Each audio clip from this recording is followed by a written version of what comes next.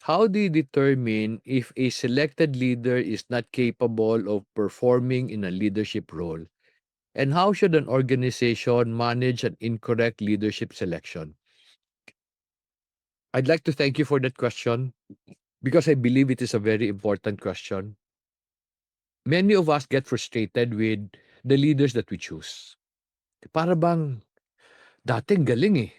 Pag naging leader, biglang nawawala yung galing eh. I will tell you something very, very important. Para hindi kayo nasasaktan, hindi rin nasasaktan yung taong pinili nyo.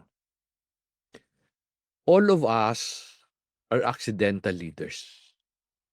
Yung pinili mo, accidental leader yon. Ano ibig sabihin? When an organization is choosing a leader, maghahanap sila ng pinakamagaling. If there's a vacancy, they will do two things. Either appoint a leader or get a leader from outside. So yung nag-apply sa'yo, well, he will tell you he has leadership experience, hindi mo alam kung anong klaseng leader siya. Walang tao born as a leader. Lahat tayo, we are accidental leaders.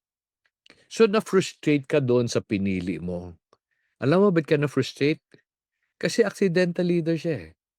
Nobody trained him to be a leader. Kaya nga sabi ko kasi it's all about character. It's not teaching them how to make plans. It's not teaching them how to coach. It's not teaching them how to mentor.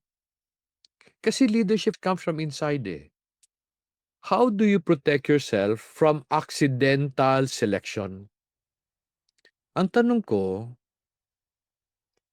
did you really commit a mistake? Were you wrong in selecting the person? Or are you wrong in your expectations? Kasi sabihin mo sa akin, ang galing nung nasa baba pa siya, ang galing niya eh. Oo, yun ang alam ng skills eh. You have to understand, I wanted to be promoted as a leader. But I'm also an accidental leader. Na-promote, nagbukas eh. Happy ako. Bakit? Kasi may kasamang sweldo eh. Pero I'm an accidental leader. Mabuti na lang, may mga taong tumulong sa akin. Ulitin ko sabi ko, it is possible na hindi ka nagkamali sa pili. Nagkamali ka sa expectations. However, I'm not also saying tama ka. Kaso lang, see what you can do to help that person because that person may be skilled in his previous responsibility, but iba ang mundo ng leadership.